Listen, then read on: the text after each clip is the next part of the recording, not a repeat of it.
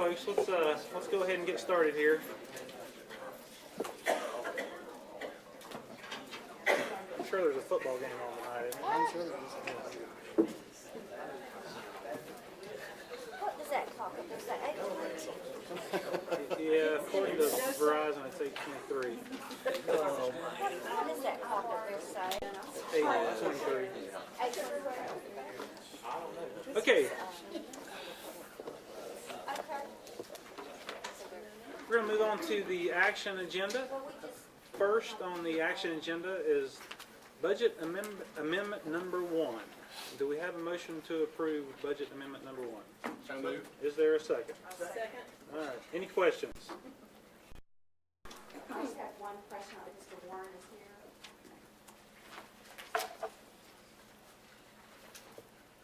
I haven't pulled it up yet, but there was just a move of money, a very small amount from the capital outlay contingency fund used to replace the audiology equipment. And I guess my question is, and you probably don't have the data on your fingertips, but how much money is in that contingency fund? We are allowed to, I think the maximum is about 5% of the total budget, and I think we're close to about 3%. And I do not have the exact number off the top of my head, but I'm thinking it's close to about $350,000. But we try to keep most of that for just in case something, a roof, goes south, or a large project. So we're allowed to keep 5%, and we normally keep well below that to try to. Okay, so that's just the contingency fund, that's not the fund balance. That's Right, two yeah, different that's the contingency fund built into each year's budget and capital funds. things. Okay, so is that a percentage, you were saying it's a percentage of the capital outlay budget? Yes, the beginning budget of the capital, the expected budget for that year of capital outlay, 5% is the maximum we can have. And that doesn't come out of the fund balance, it comes out of the capital outlay budget? Yeah, it just comes out of the new year allotted funds from the county, so 4042. So the fund balance as of the end of the fiscal year 2012, I think is the last I have in the audit, was $8.9 million. Does that just carry over every year if we don't have an emergency? Yeah, which fund balance is that exact? Because this is capital outlay only, is that? This says capital does it? outlay. Okay, so it does carry over each year. Basically, what that is unfinished projects from previous years, because we only have enough time to get as many as we can in, and those are unfinished projects that they're ongoing projects that get reappropriated the next year. Okay, great. All right, thank you. Any other questions of Mr. Warren? All right. All in favor, please signify by saying aye. Aye. All opposed? All right. So next, we have the minutes from the November 7th, 2013 open session. Do I have a motion to approve those minutes? So moved. Is there a second? Second. Any questions or comments? I just wanted to amend the minutes, the two changes that I sent to Mr. Reinhardt. Just clarifying my no votes on the STEM high school money and the technology money. Okay. So there's a motion to amend the minutes, and basically it's clarifying Ms. Baldwin's reasons that she voted no for those two items. So is there a second to amend the minutes? Okay, back to the original motion. All in favor, please signify by saying aye. Aye. Any opposed? Aye. Okay. All right.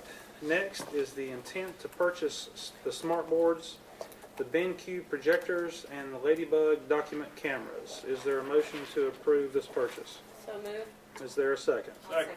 Okay. Any questions or comments? I do have a question. I don't know if Dr. Fuchs is here or He is not. Mr. Warren is still here.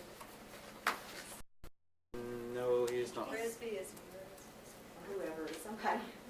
Okay.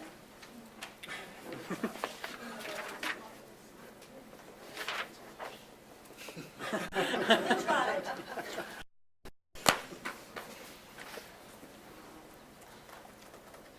your question? Yes, this is about $1.4 million expenditure, and apparently there's still classrooms that don't have the smart boards or BenQ projectors or document cameras. I had requested to know where the money was coming from, and I believe, Dr. Baldwin, you said it was capital outlay. Let me go back. That's exactly right. That is part of the capital outlay budget that was approved by this board. This is year 3. Just for the public, the smart boards, the BenQ projectors, and the document cameras, those are components in what we have defined 3 years ago as a standard that we desire in every one of our classrooms for digital learning. And so this is year 3 of that expansion, and Robert, I will probably turn it over to you. I know that our initial, 3 years ago, our initial intent was, I think, with elementary, then we moved to middle, high, and now we're sort of back to elementary. Is that right? Our original decision was to start at the high schools, which we did 2 years ago. Last year, we funded putting those in the middle schools, and this year we're moving to the elementary schools. Our plans are to go back to the high schools next year if funds are available to continue that project. What we have to do based on the numbers that you see there on that intent to purchase is based on what we feel we can purchase to fulfill the need. The reason the numbers are different there between the smart boards and the BenQs and the Ladybugs is because we take into consideration and what can still be used. So as you see, we've got a whole lot more smart boards that are already installed in elementary schools that need a projector that needs to be mounted in order for that to work properly. Right now, we have projectors on carts in the middle of the room, and as soon as a student kicks a cart, then the board has to be reconfigured. So that's the whole purpose of putting that new data projector mounted on the wall to where it can be used more appropriately with a smart board. Okay, I'm just trying to reconcile the numbers. And maybe this is some of that carryover. If it was a 3-year project, the board approved $2 million in countywide technology requests. But these are all broken down, and they don't seem to fit this category. So I'm trying to figure out if it's the $2 million we budgeted this year, if it's part of that money, or was this some money carried over from another year to do this project? It's not carried over. It's given capital outlay funds every year, and we spend it every year. Right, and that's what I've got here, and I'm just seeing, it's broken down, for life cycle replacement for libraries, for example, was $135,000. School equipment allotments are $135,000. I don't see these specific items. It could be, if you're looking at the budget items, it could say presentation suites or, I don't know what document you're looking at. Yeah, this is the capital outlay budget that we just approved in the spring for 2013-14. And that's where I see exactly where this money is coming from. That's just my question specifically. Because I don't see it. I mean, I see a $1 million amount here for NCY's computers / presentation system. That's part of it. And that, okay. Depending on which one of those items is in which one of those line items you're looking at, we try to bring those together to provide that suite that we're talking about, which includes the smart board, the data projector, and the document camera. Yeah, I'm just was concerned I didn't want to be over budget. We will only purchase what we have money for. So although you see those numbers there, if we come up to a certain point that we don't have enough money for that, that's where we'll stop. Okay. All right, thank you. And maybe, later we have more time, you can specifically, explain, send me an email, detailing where in the capital outlay budget, these items are from. And I'm sure that $1 million is part of this. Thank you. All in favor of purchasing these items, please signify by saying aye. Aye. Any opposed? Okay. All right, now we're going to move on to the policies that we've moved from the consent agenda. First policy is number 2122. Mr. Chair, were these to be presented for action together or individually? I was asked individually. Thank you, sir. Yeah. So, do I have a motion to approve policy 2122? So moved. Is there a second? Second. Okay, we started dealing with these, I think, about a year ago. So, Correct. Right. Well, I don't know. Yes, I still have concerns with the language and how the board is actually treating themselves. In this policy, there's an assumption made that that there may be inaccurate or incomplete information given out by board members, and this relates to the next policy, because in that policy, our ability to obtain complete and accurate information is restricted. So, you know, I still don't feel like we've worked the language out here, and that's my concern. You know, I don't know if anybody else feels that language needs to be changed, but making the assumption that board members will give out inaccurate and incomplete information, I guess, is acceptable, considering the fact that we're getting ready to restrict our ability to obtain accurate and complete information in the next policy. So I wanted to express that concern, and that's why I'll be voting against this policy unless we do send it back to change the language. any other questions or comments? Mr. Chairman, you're accurate. We've been working on this for a long time, and we have hashed this and debated it. It's time to vote on this. Okay. All right. All in favor, please signify by saying aye. Aye. All opposed? Aye. Okay. Policy 2124, do I have a motion to approve? So moved. Is there a second? Second. Any questions or comments? Yes, this is a policy that's actually, an article's been published in a statewide journal related to this policy, and the establishment of the superintendent as a gatekeeper, the requests for information by board members is restricted, that they be answered before a board meeting, within 48 hours of a board meeting. We had a public comment at the last meeting because this was up for first reading, and the commenter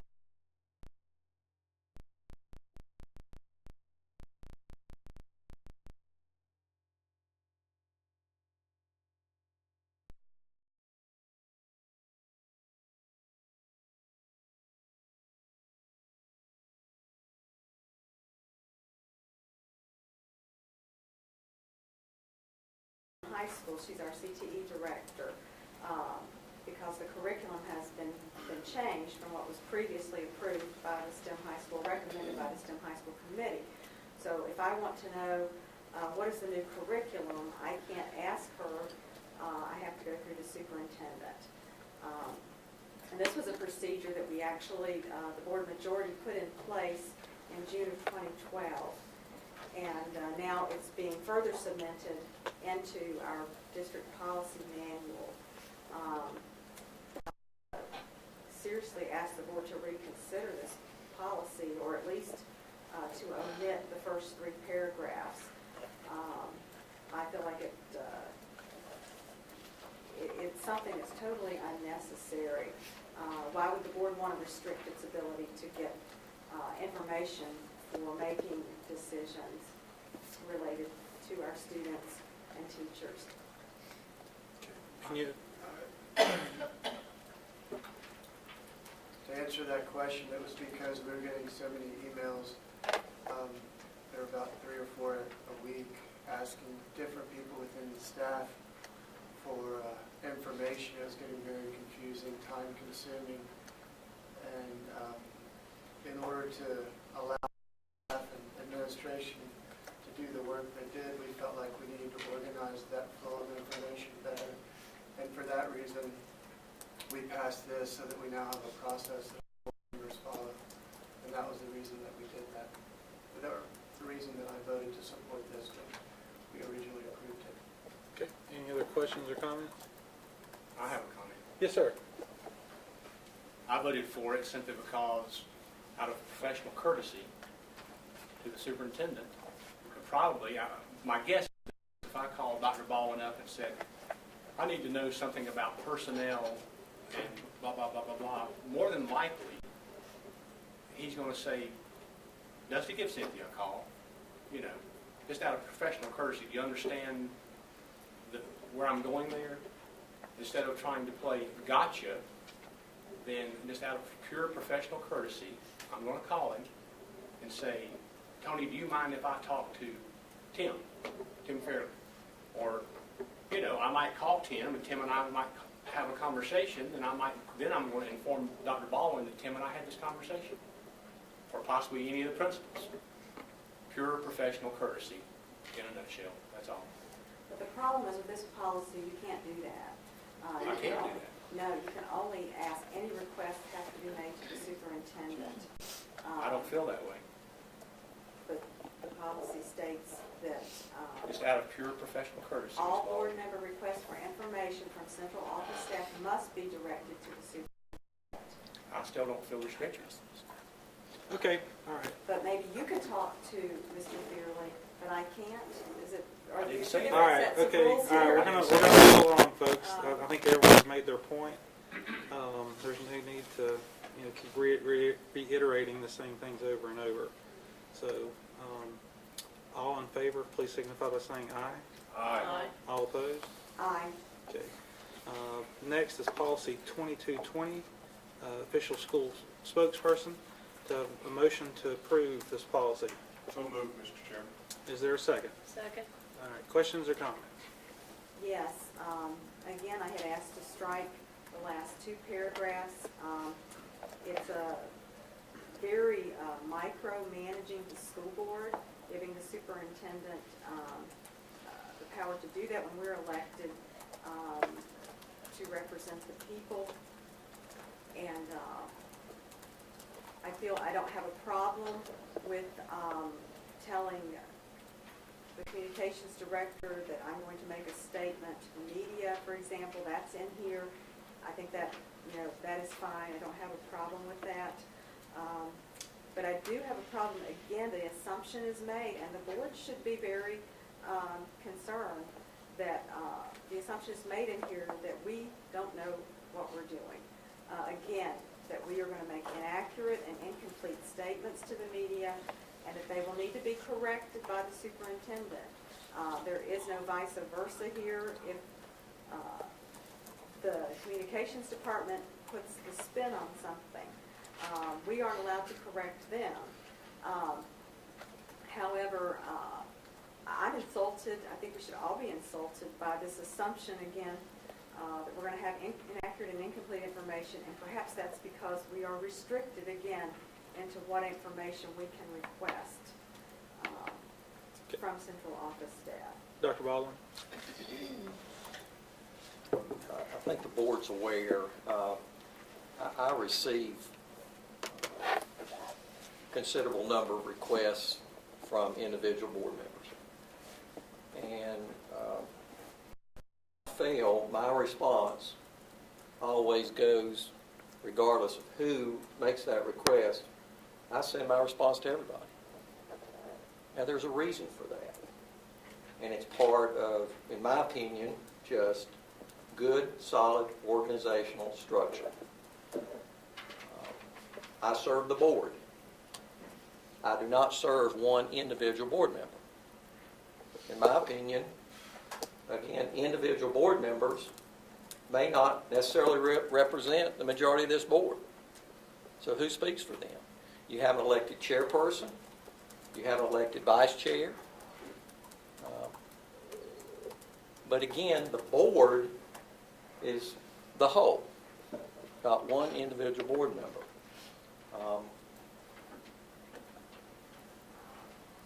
And I think that's important, to make sure that we all realize that you know, individually, we have the same rights as anyone in the public.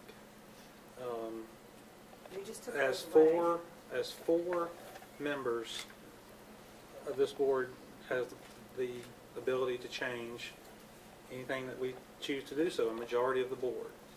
And so I think it's important for us all to remember that. Yes, I don't have any problem with the first two paragraphs that talks about communicating with the media and the official spokesperson. Again, it's the last two paragraphs, the micromanaging of the board, the assumption that the board is giving out inaccurate or incomplete information. Duly noted, Ms. Baldwin. I think it's duly noted that at times there has been inaccurate and incomplete information that has been distributed publicly. I think that's been said on multiple occasions in board meetings. And I'll also say this relevant to this central office, because I heard a very wise person say at one point in time, talking about a team, that team members can't serve multiple coaches. So when contacts are made by individual board members to this central office team, I think it circumvents that leader that you've hired a superintendent to lead this central office. So again, circumventing that, I think just goes against good management principles for an effective organization. And I would challenge any board member. Per this policy, again, I receive requests from a number of you, some certainly more than others. I think with few exceptions, you've had responses that have come back from me in a very timely manner. And that's understanding that I'm a superintendent of the 11th largest school system in this state. And my time schedule is extremely busy. But I keep that as a priority because I know that communication is important. So those responses are coming back unless I'm hearing something different, which I've not at this point in time from any board member. You're getting responses and information back in a very timely manner. I would like to ask Dr. Baldwin to please submit facts to back up the statement that board members are giving out inaccurate information. All right, we're gonna move along, Ms. Baldwin. Excuse me, I have the floor. Excuse me, Ms. Baldwin, we're gonna move along. I didn't receive answers Thank you at very the last much. board meeting to Thank my you very much. questions in advance. All in favor of policy 2220, please signify by saying aye. Aye. All opposed? Aye. Okay. Now we're going to move on to policy 3225, technology and responsible use. Is there a motion to approve? So moved. Is there a second? Second, Mr. Chair. All right, any questions or comments? Yes. I want some clarification on the privacy section, which is letter E, down on page 4 of the policy. It says users should not assume that files or communications created or transmitted using school system technological resources or stored on services or hard devices of individual computers will be private. School system administrators or individuals designated by the superintendent may review files, monitor all communication, and intercept email messages to maintain system integrity and to ensure compliance with board policy and applicable laws and regulations. School system personnel shall monitor online activities of individuals who access the internet via a school-owned computer. And now, I understand with the Bring Your Own Device initiative, that's the impetus for this policy, that student emails can be checked, may be checked right now, and that's, I want to know the extent of how these communications are being checked, if there's a Google management's been used, or they're being flagging emails. I don't know if Mr. Frisbee can tell me that what's being used, and whether students have been informed that this is actually happening, that their student email accounts may be monitored. Mr. Campbell? Oh, okay, go ahead. As soon as students log into a computer in schools, they accept P. It's a pop-up window that pops up every time.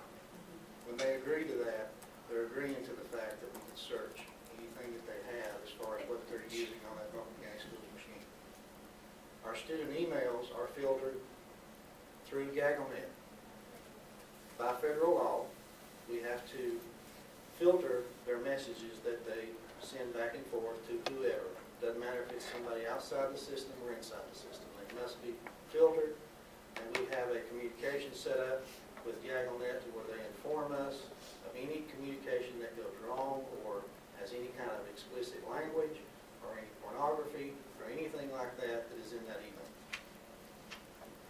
Now let me give you an example. A week or so ago, we had a student that emailed another student in the system, and he used the word fading. Fading is slang for smoking marijuana right now. Within 5 minutes, that email was recovered by GaggleNet. We received a phone call that was in a message that a student had sent to another student. Within 10 minutes, we had the principal on the phone, we had the student in the office, and the student admitted to sending the message. He sent the message because he had heard his brother use the term before, but he was not at that time using or smoking marijuana. So that's just an example of the type of filter that we have on student email, including porn, and including protecting their identity, and it's all about safety. Is threatening, any kind of threatening message or bullying that comes up, if that language is mentioned, it comes to us and we follow up with counseling and social. So if you bring your own device on campus, like I have my computer right now, and if I use my school board email account, then that's being filtered or monitored. If I use my personal email account and I'm on your internet system, is that also being filtered or monitored? Students cannot access any email except their Buncombe County Schools email inside the system. Okay. They're all blocked. My daughter does. I shouldn't think that. If you have Google email, can you use that from a school computer? Yes, our students are in the Google domain. Okay. Yeah. Okay, so that's just the only thing that's being filtered. And if they have their cell phones, and I guess if those don't necessarily connect to the system. We ask our students in our user policy for BYOD for them to turn their 3 or 4G device off and use our BYOD access for that phone. Now, can we police that? We don't have enough people in this district to police that. Along with that same device that you're talking about, that personal device, we can't police the content that's on that device. All we can police and filter is the access we're giving them to the internet. Yeah, I understand that. So did you say this was a federal law that you can filter the emails? We have to. Just as if we have to keep 3 years of staff email in a post-teeny service that we use in order to look that up later on if something comes up that we need to look at. That's required by law too. And that's probably a public record Yes. anyway. But the student email wouldn't be a public record necessarily. No. And you I don't know if you're saying referring to the act that covered it or the actual email, but no, the student's email is not part of public record. But it is part of federal law that you can monitor the student email because they're on your system using That's the correct. school email If accounts. we provide it to them, it must be filled. Okay. So if they sign onto the system with their personal device, does that same agreement pop up? It does not. So have they been informed? I guess I'm concerned that informed and to think about this occurring. We have a BYOD acceptable user policy that we shared with everyone. If they've not read it, it's just because they haven't taken the opportunity to read it. Is that something parents have to sign? No. It's available for them to sign. It's optional. It's posted on our website. Anyone can get to it and see it. But it is an agreement form. They choose whether or not they want to sign it. We just don't have the manpower to maintain all of that. Is there any plan to, explicitly, verbally, or whatever, make a We have the automated calling system to let parents know that this is happening. We did that when we initially introduced BYOD back in May of last year, and also over the summer before the school started in August. It happened again where we informed them that it was going to be available, and it's now available in K-12. And they were told that you were monitoring and filtering. BYOD agreement, if they read the form, But that wasn't, was that in the phone message too? yes. It was on the website, it was posted on the website, and we have a website dedicated just to BYOD. I'm sorry, I just need to clarify for the last time. The student emails, even though they're not public records, but it is a federal law that you can monitor those. That's Okay. correct. Thank you. Clarity, it's not a federal law that you can, it's a federal requirement, is that correct? That's correct. All right, all right. And remember, we have work sessions so that we can hash out most of these details ahead of time. So And we did. that's talk the about- purpose of the work sessions. So all in favor, please signify by saying aye. Aye. All opposed? Good. I believe that we have covered everything on the action agenda. Am I missing anything? So now we have the consent agenda. And I won't read everything on the consent agenda, but it also includes the remaining 3,000 series policies that we did not discuss. So do we have a motion to approve the consent agenda? So moved. Is there a second? Yes, a second. All in favor say aye. Aye. Any opposed? That's good.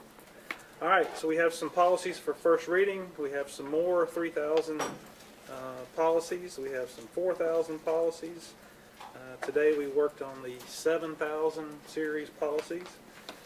So if any questions come up about any of these policies, we will certainly be glad to discuss it during our work session.